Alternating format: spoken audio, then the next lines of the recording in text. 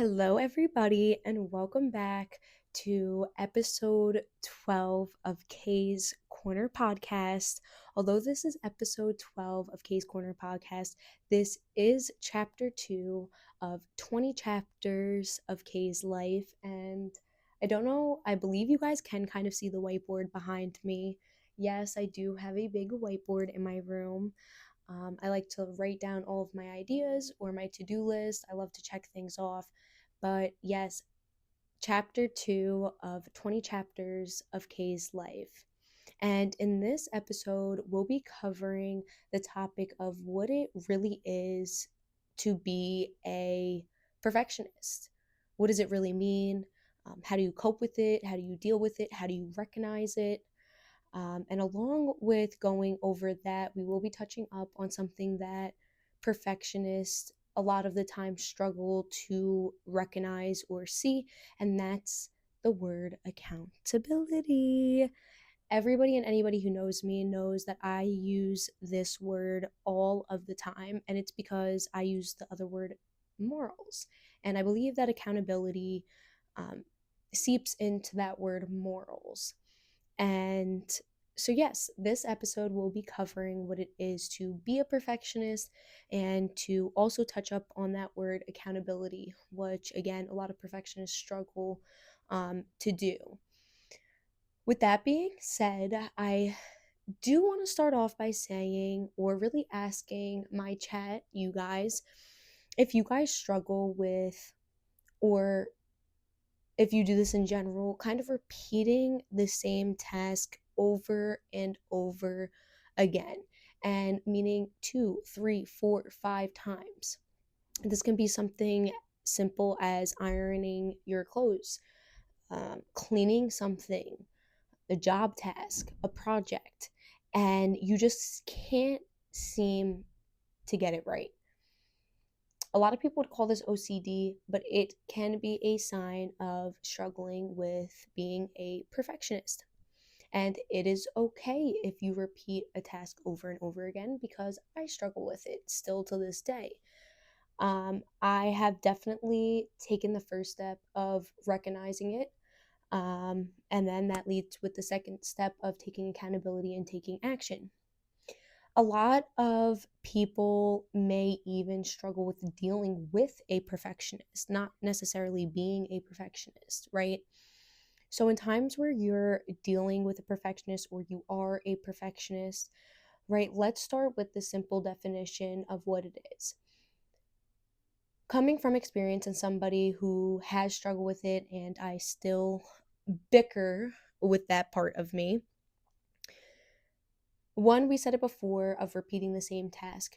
This is over identifying your performance constantly. Anything you do, you are constantly over analyzing, over identifying your performance with anything and everything that you do. Perfectionists, we live in fear of failure, fear of judgment from others for not perfecting things. And the next thing that we fear, we feel like we cannot perfect this thing. And if we can't perfect this thing, we cannot go through with it. So that leads to the next thing. We fear failure, but that's when self-sabotage comes, right? Because we live in fear, we procrastinate. We procrastinate on our dreams or our goals. And the reasoning of procrastinating is because we live in fear of judgment, fear of failure, and simply fear of not perfecting something. So that's just kind of the base definition of what a perfectionist is. How does it form, right? So I always looked back on myself, and instead of self-reflecting in a good way, right, I would criticize myself, and I'd criticize every little thing that I did, to the point where I just constantly thought that I wasn't good enough. I wasn't good enough for this job. I wasn't good enough for this sport. I wasn't good enough for this friend group. I wasn't good enough for this man. And nobody should live in a life of fear or feeling like you're not good enough for something or someone, or simply not even good enough for yourself. And that's what perfectionists struggle with the most, is just feeling like you're not good enough, feeling like a failure, and feeling as if nobody around you almost understands or can perfect these things the way you want it to be perfected in your mind. And being or struggling with this, speaking for myself, it not only felt degrading to myself, it felt as if, and it's so cringy to even admit this, but it felt like I was almost degrading those around me. I just, being a perfectionist, you set these very high, unrealistic standards for yourself. And at that point, I wouldn't even call them standards, but that's what we're going to call them: extreme standards for yourself, unrealistic, right? And if you're creating these unrealistic standards for yourself, you start creating these unrealistic standards for others around you. And the thing that I struggled with most with being a perfectionist was being in a relationship. Really, with anything, even kind of parenting my siblings, I had to take control. And if they didn't do things the way, and again, I still struggle with it, but if they didn't do things the way that I wanted them to do it, I would kind of belittle them. I would tell them that they're not doing it the right way. I would tell them that they're not doing enough. And it became a point where I wasn't even just feeling like a sister, I was feeling more of like a controlling parent. And for the parents out there, we call them the helicopter moms or dads, where you're kind of hovering over your child 24/7. You know, in my opinion, the helicopter parent, right? And again, I'm not a parent. I'm really not. And I've had a lot of debates with people saying, oh, you say how you know what it's like to parent. You don't know until you actually have one. Well, I most definitely feel um, like I've gotten a taste of what it's like to be a parent. And I've constantly spent time controlling, or at least trying to take control over my siblings' lives, because I've been through the same thing that they went through, whether it's a breakup or grades in school or focusing more on partying and friends, whatever the case is. I felt like, because I was put in such a high role as a child, because I was one of the oldest of six, I am the second oldest of six kids. I felt like such a huge responsibility and obligation as a child, that I felt like that's how it affected me and trickled down of being a perfectionist. I dealt with a mother that put a lot of responsibility on me, and if things weren't done the way that she wanted them done, it wasn't good enough. Or if I wasn't obedient in the way of opening up emotionally, whether it was me being sad or mad, this was looked at as attitude or talking back. So in that way, I shut down and I closed everybody out, and I kind of just started leaning on to my own understanding. And that made me become very simple minded or closed minded. I just felt like it was my way or the highway.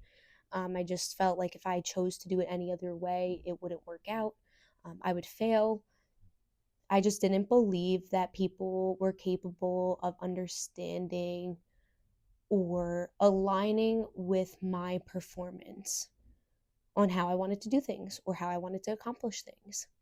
And with having a mother that kind of put that responsibility or that amount of pressure of being so obedient, uh, definitely trickled down onto me. And I believe in my heart caused me to be a perfectionist.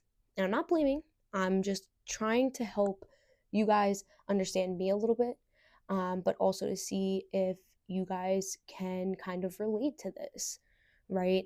So I had to find out what the problem was within me. And that's what taking accountability is. You got to find out what the problem is within yourself, and you got to take action on it.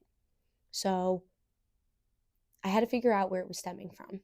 And that was the first thing that came to my mind was the expectation that my mother had of me. And my father was a full-time chef, so he was never home. So my mother had 6 kids, which is great for her because she had all of this help.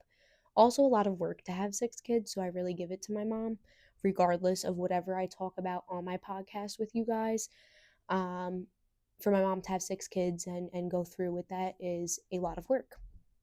Um, so the expectation from my mother for all of her children, but speaking upon myself, was very high, especially that I was the oldest girl. Um, so I was relied on a lot more. Now, moving on to my father is a chef, which I've mentioned in other episodes, but he is a chef, and I've even worked in his restaurant before. He's a phenomenal chef. His food is absolutely delicious, and I'm not just saying that because he's my father. Um, but what comes with his food being so delicious and his plates being so clean down, like, I mean, there can't even be a speck of sauce on the edge of the bowl. I mean, the fruit has to be faced, hopefully I don't get this wrong. I believe the fruit's supposed to be facing left, and the pineapple has to go before the melon. And I remember placing the fruit onto the plate, and Dad, I'm not coming for you, but I'm just saying, I put the fruit down the wrong way and I put the melon before the pineapple. And my father had corrected me and told me that it's wrong, that it's supposed to go this way. And he kind of told me this like I was supposed to know, like I went to culinary school, but no, I'm not aware that the pineapple goes before the melon. And no, I'm not aware that it goes the left way instead of the right way, or they all have to be facing the same way. So between having a father who was very organized and put together, being a chef and being very clean, and just everything always written out, between having a father that was a chef and a mother that had a very high expectation at home with whatever you did, whether it was making your bed, whether it was cleaning your room, or how you put your clothes into your drawer, or the lines in the carpet from vacuuming. Like, I'm not even kidding you, till this day, I need lines in my carpet.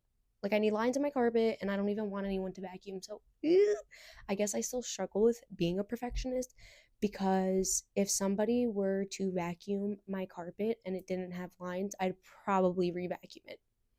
Oh my gosh. It's like the more that I realize that I've struggled with being a perfectionist, it's just so insane to me that for so long I couldn't recognize it and I couldn't take accountability for it because I didn't recognize it. And I had more people judging me or telling me about myself rather than being like, hey, I struggle with this too, or hey, I've dealt with someone that struggles with this. And I kind of see it.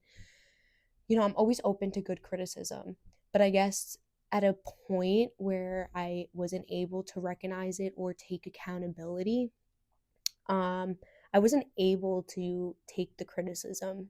Even if someone was coming with clear and pure intentions, I took it as judgment, and I just would tell them that they don't know what they're talking about, or always try to correct them back instead of sitting there and being like, you know what, I kind of see where you're coming from, or you know what, yeah, maybe I should take accountability for that, or I didn't see where you're coming from. I wasn't able to have that open mind. I just felt like a failure. I felt like someone was judging me, and I just didn't like the feeling of it.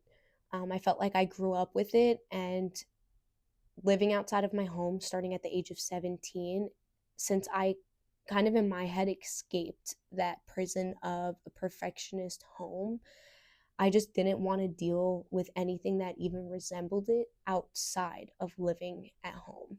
And I struggled with it so much as a child that being in my late teenage years, early 20s, um, that's when I started to kind of recognize it or see that it was causing problems in friendships or relationships, because I was not only belittling myself, but I was belittling those around me. And just like I couldn't stand to receive good criticism, I would criticize others. I would tell them that they're not doing it right, that this is the way that it's supposed to do it. If they didn't want to listen to me, I'd get aggravated. If someone didn't agree with me, I would get upset. And in a way, being a perfectionist, you can push people away, or worse, you can put that energy onto somebody else, and they can then struggle with becoming a perfectionist.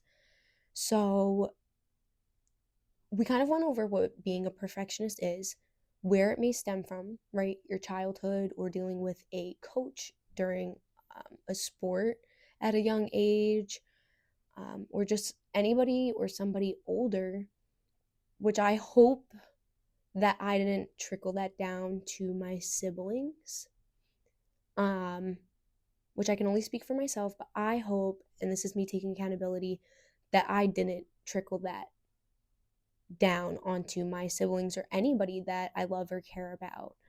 And so it feels good to come on here for anybody maybe who I forgot that I've maybe kind of brushed that perfectionism onto, that I have grown from it and that I can take accountability for it. And I may struggle with it till this day, such as like vacuuming, having the lines on the carpet, or when my siblings come to me and they've slipped up in life, where I'm so hard on them or telling them that you're wrong, that's bad, um, instead of being understanding and personable about it.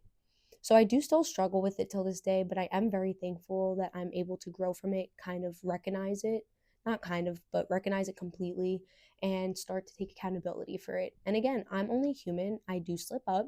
And something about being a perfectionist, we don't make room for mistakes. And as I'm growing, I realize that it is okay to make mistakes and I am going to slip up. Does it make it okay when it's repetitive? No, because then I'm no longer taking accountability for it. I am then repeating the same thing and constantly saying sorry or constantly saying it's okay.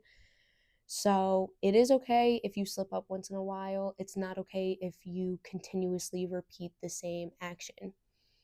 And being or struggling with being a perfectionist, I've realized that it has affected relationships and friendships. And I hit a point in my life where recognizing it was so needed, because I'm lucky enough to have certain people that stuck around and that can see me growing from that point in my life and kind of seeing me more laid back and kind of cool with, not cool with messing up or failing ever, but more so just we're human. We're going to make mistakes.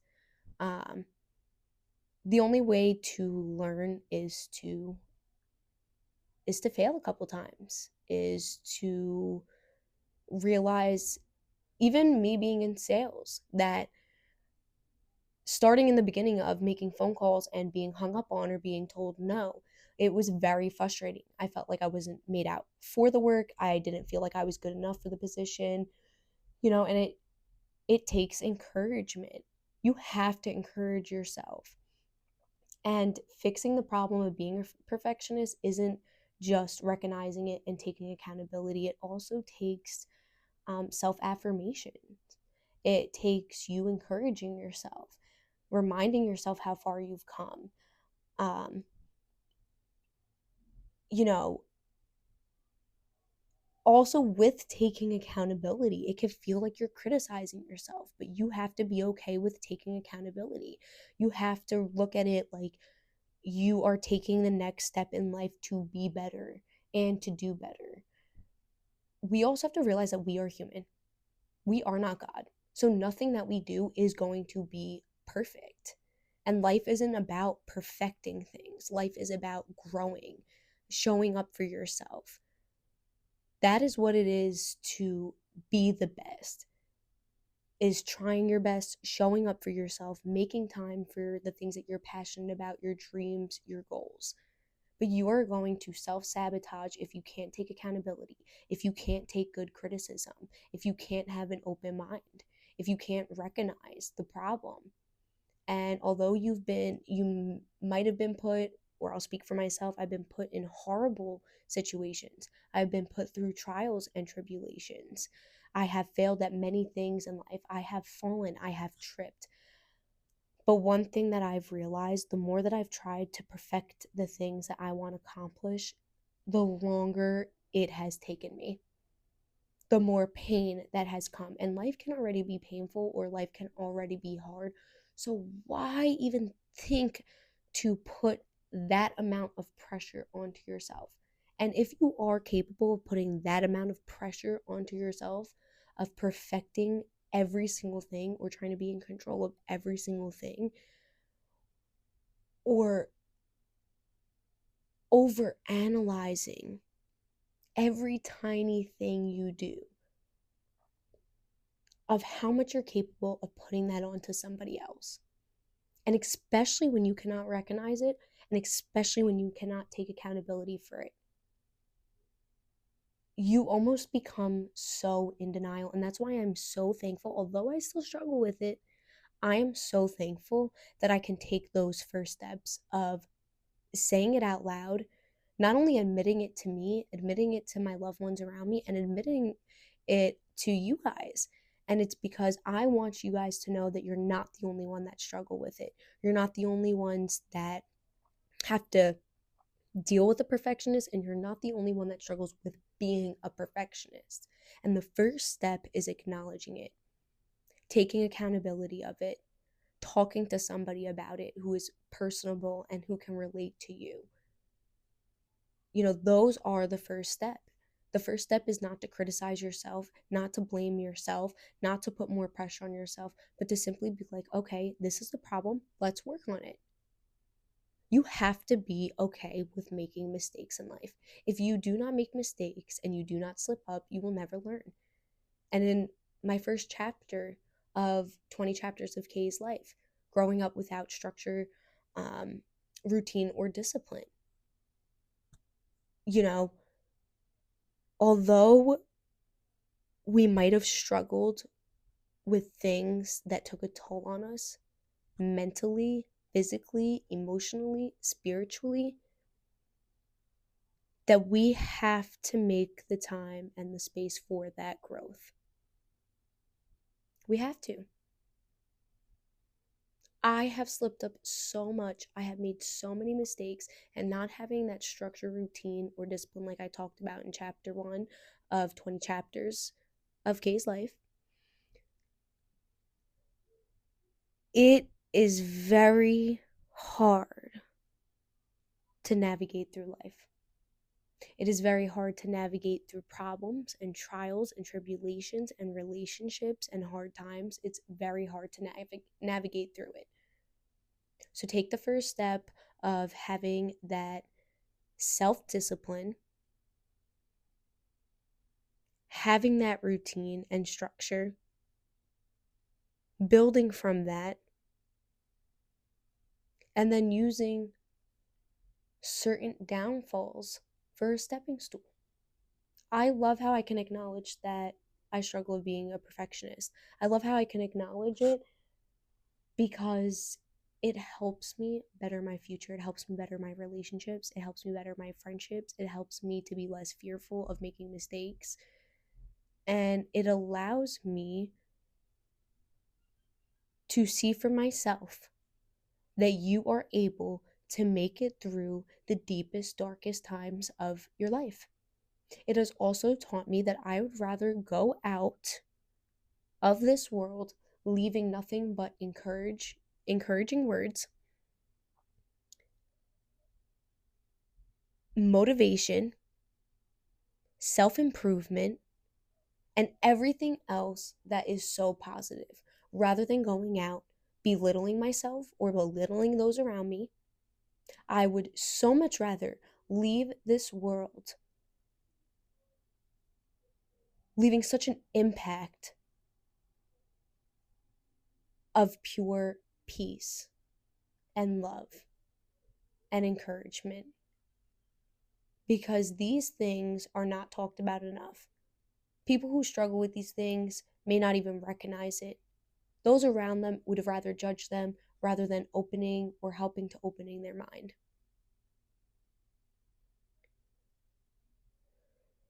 And in times when I get kind of lost in my thoughts on here, I apologize. None of this is scripted, so I have to kind of navigate through my thoughts. But I am so thankful to be able to sit in front of this camera and on this microphone and be able to be personable and kind of talk about the things that people struggle with that make them feel uncomfortable, or that other people around them can't kind of conversate about or don't really have knowledge about.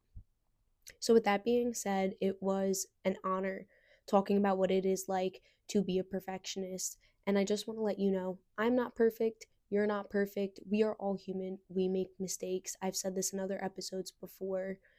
It's not okay to repeat these mistakes over and over again, but it is okay to slip up. If you guys ever want to talk or ask for advice how I got through significantly being a perfectionist, I'm more than happy to answer them over DMs. I would love to continue this. I can talk about being a perfectionist forever, but the point and the moral of this topic is we struggle with things, and a lot of it stems from our childhood.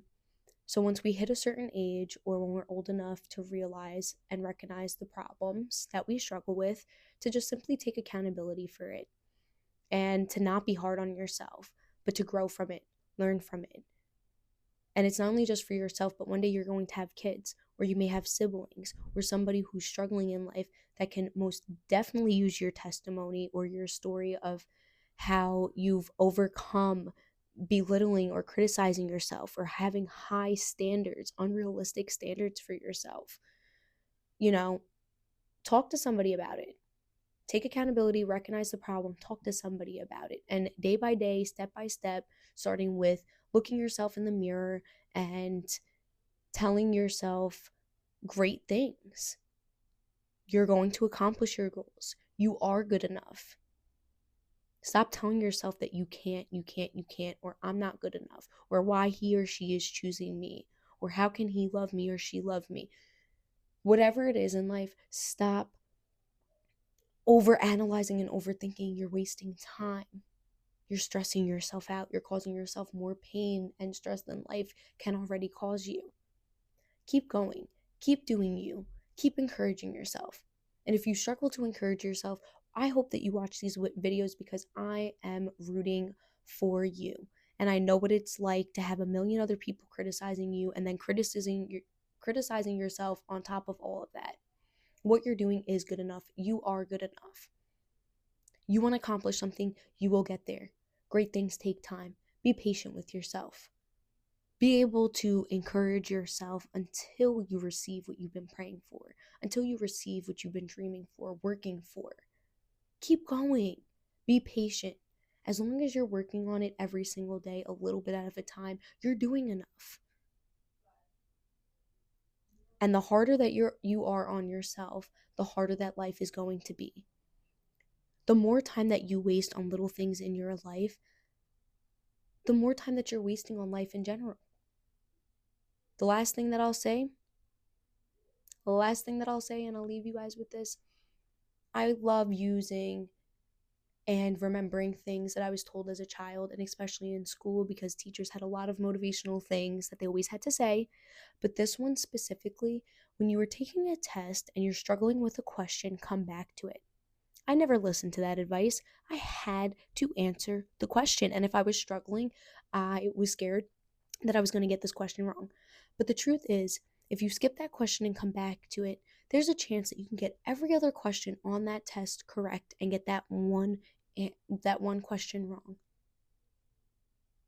And it's okay because you still got a 95 on that test. You're not going to get 100 every single time. Tell yourself you'll study next time. Tell yourself that you'll do better next time. But I love to use, it's not even an analogy because it's simply, even if you're taking a real life test, come back to the question, but also use that in real life. If something's not going the way you want it to, or you can't quite grasp the solution, come back to it. There's so many other things that we can be working on that you are wasting on that one little thing that you can literally come back to. Maybe the 5 other things that you complete help you to complete the thing that you were struggling with from the jump. They also use that on the test. You can answer 5 other questions that can answer the one question that you were struggling with. Keep going. The answers lie within. But if you stay where you are and you criticize where you are, you're going to procrastinate in that spot. Oh, I'll figure it out tomorrow. Oh, I'll figure it out later. No, stand there. Slowly pick at it. Take your time and don't be hard on yourself. Don't criticize yourself. Don't be hard on yourself. Don't be unrealistic with yourself. We have to be real with ourselves, and we have to be fair with ourselves, and we have to love ourselves in order to give that out to other people. First step, acknowledge. Step 2, accountability. 3, be compassionate to yourself. Be understanding and loving to yourself, encouraging to yourself. And 4, talk to somebody about it. Somebody who can relate and be personable. You're not the only one struggling with being a perfectionist or dealing with a perfectionist. So I really hope that this episode and this chapter of 20 chapters of Kay's life helps you to self-reflect and helps you to kind of navigate through hard times and dealing with perfectionism. So I can't wait to do chapter 3 of 20 chapters of Kay's life, and I can't wait to continue through with episodes for Kay's Korner podcast. And I'm so excited for you guys to continue through with this journey, continue to see the guest. Right now, these are my guests, my little ghostie and my cat. As you guys can see, I've decorated just a little bit for the season of fall and Halloween. But I'm so happy for you guys to be here with me and to follow through with these episodes and my journey through life. Thank you so much for locking in with me, for supporting me, encouraging me. I'm here just as much for you guys as you guys are for me, and I love doing this. Thank you guys for locking in, and I can't wait for the next episode.